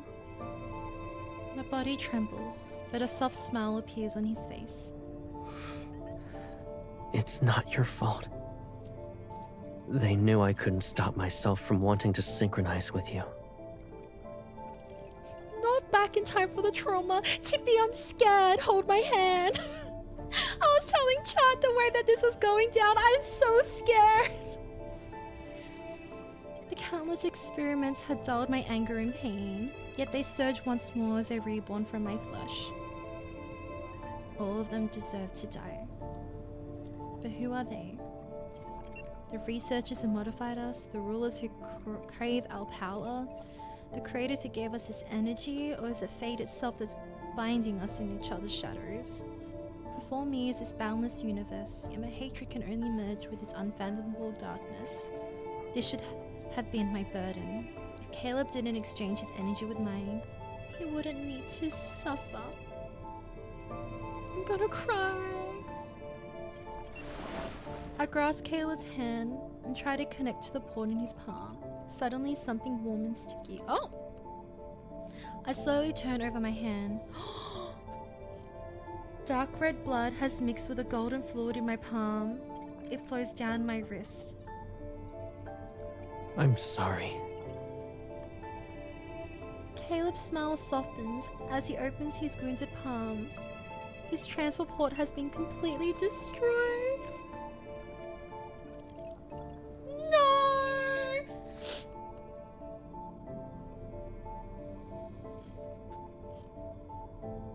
Please tell me I'm not the only one that lost my shit here. We won't be exchanging energy anymore. Oh my god, I'm crying. Help!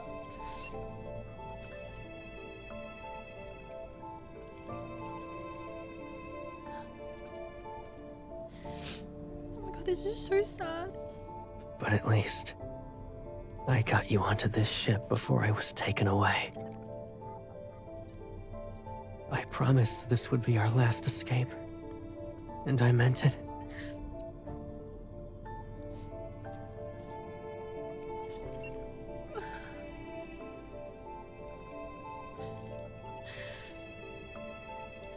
His grin sends waves of fear through me. I grab his arm. Caleb, don't you dare leave me. We promised to reach the far reaches of deep space together. Warning. Internal energy fluctuations are intensifying. Hull integrity at risk. Immediate... The floating blades. I can't control them for much longer. Even if you lose consciousness, it doesn't matter. I'll always be the one to wake you up. Warning. Spacecraft is under heavy bombardment. Shield integrity at 70%. A massive fleet is approaching. Contact will occur in approximately 25 seconds. Please execute tactical evasive maneuvers. This is perfect. Your fate is now mine. This is the last thing I can do for you.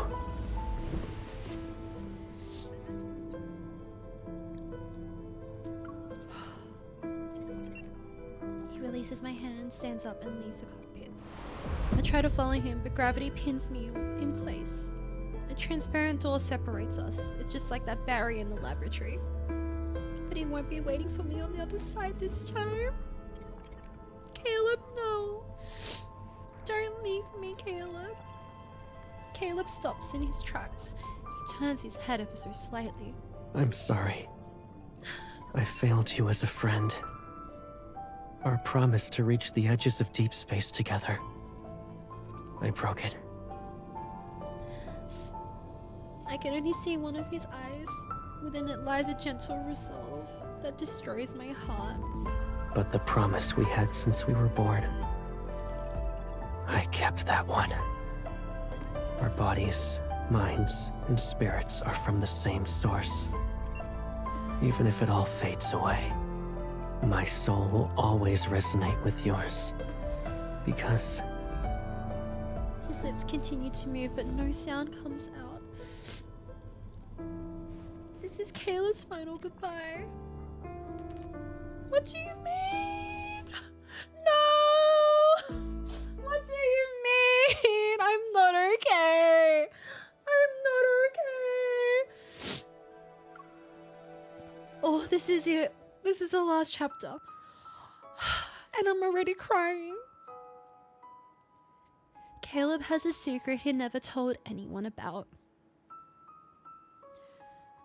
It was born the moment he became aware of her existence in the laboratory. He didn't know if it was related to their shared origin, her being the center of his world, or the fact that she was herself. Yet in the end, none of it mattered. Every reason began and ended with her. The secret was a seed buried in his heart. Oh my god. And over the years, it grew into winding vines that formed an invisible net. It bounded him and made him want to bind her just as tightly. At the beginning and end of those vines was a single thorn, one that grew inward. Their shared connection meant his soul was always destined to recognize her. His soul resonated with hers again and again because he loved her.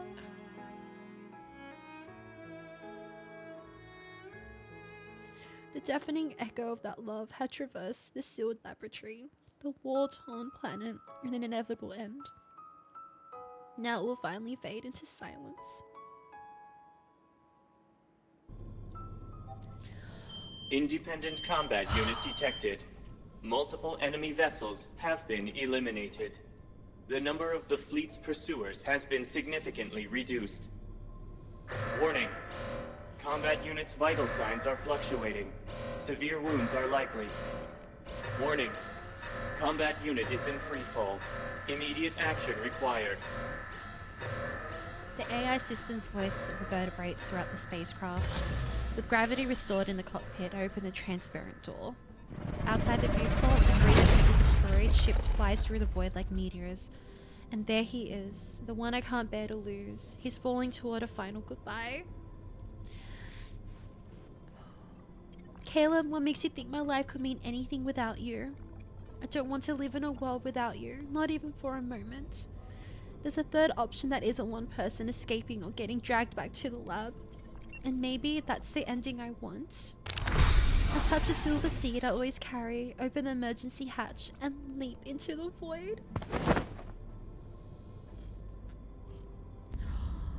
Controlling my powered exoskeleton, I drift through space. In the distance, ships explode in silence. Their remains streak across the emptiness. The receiver built in my ear picks up a sound. The piercing screech almost makes me think it's an auditory hallucination. Isn't this Kayla's receiver? My intuition makes me look down. That figure in the black is quickly falling.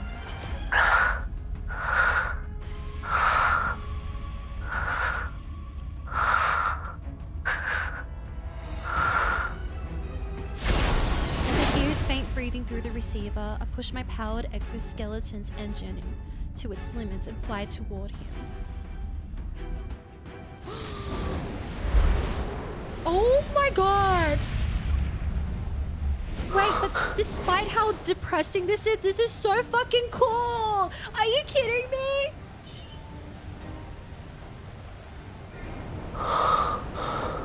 Oh my god. Oh my god.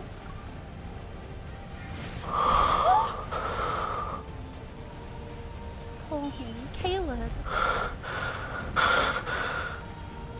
You. How? Oh.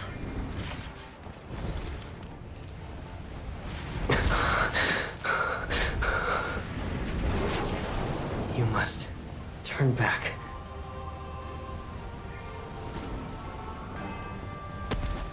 Oh my god. I can't. MC. 3%. This is stressful.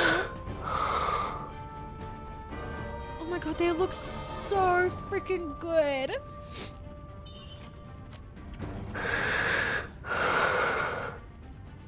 Oh, Caleb.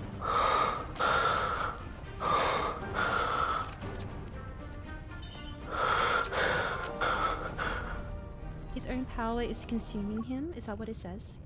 Yeah. Resonate. That's so pretty. Oh my god.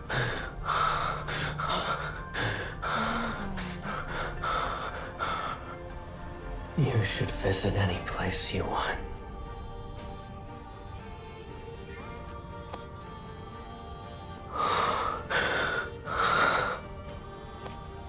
This is where I want to be. This path will only lead to destruction. Oh, Caleb.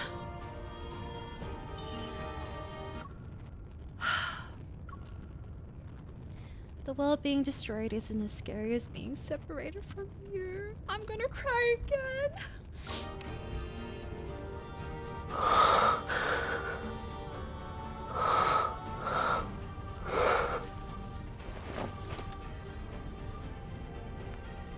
We're from the same source. He loves pulling her in. He loves pulling her in like that. I know the moans are no, seriously, I agree. Then it's a promise. Oh, In life and in death, stop! we will never be apart.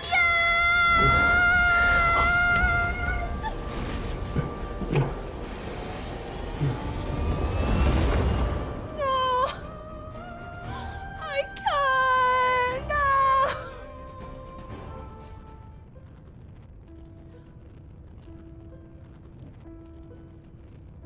Damn, that kiss was destructible. That kiss was so powerful, man. What the hell? It only took a kiss. Holy. I'm so glad that they did though. I'm so glad. I feel like I woke up from a long, endless dream. In that dream, countless nebula was set aflame in the fathomless depths of space. You can say this kiss was out of this world, please! Oh. Oh. They collapsed and a black hole formed at its center. There was an explosion. New stars were born. Then I heard a faint voice telling me a story about another world. In the chaos, it was the only one I could understand. And that voice kept saying the same words. Go home. Let's go home. Constructor and Destructor are two forces that drive the evolution of civilization. These intertwined forces are interlocked in a perpetual cycle.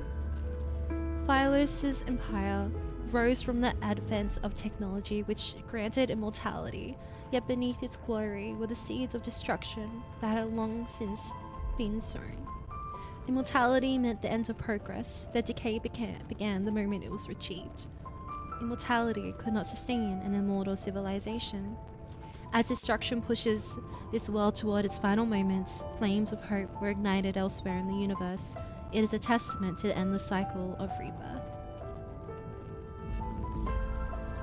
I know.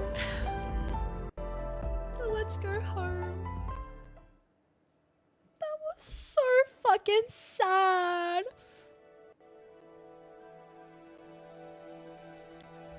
Every myth I'm crying. Every myth. But chapter 8 specifically broke me. That broke me completely. Because what do you mean? They were made to be destructible if they ever are together. What do you mean? It's like everything forces them not to be together. Oh my god.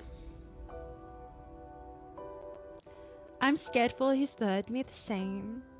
I have a theory for his third myth, and you guys aren't gonna like this, by the way, but we're gonna say it.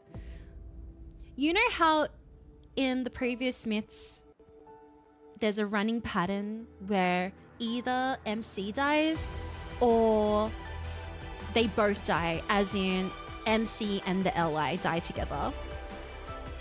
I have a feeling, because the pattern was, I think Raphael was MC died, Xavier, they both died, Zane, MC died,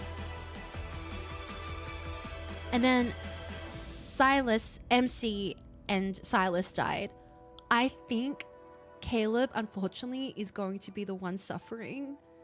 And I think MC is going to die. And I don't know how he's going to handle that. I am so scared. Because I hate seeing them in pain. I hate it. So I'm just... Brace yourself. Brace yourself. Bottle up your emotions and just cry. Just bottle up your emotions to cry in Love and Deepspace. It's an outlet. Love and depression. Love and long hair and love and depression is this year's theme. Oh, they were supernova. Supernova. That was a beautiful myth, by the way. That was a beautiful myth. Oh, what did I get? I got the silver glow fruit seed. A childhood promise hidden within a tiny fruit seed. A secret of summer days. Planted and wait for that summer to sweep across the barren plain. I'm gonna cry again. I'm sorry, that broke me. What the fuck? Oh my god, that one broke me. What the hell? InFold, what the fuck?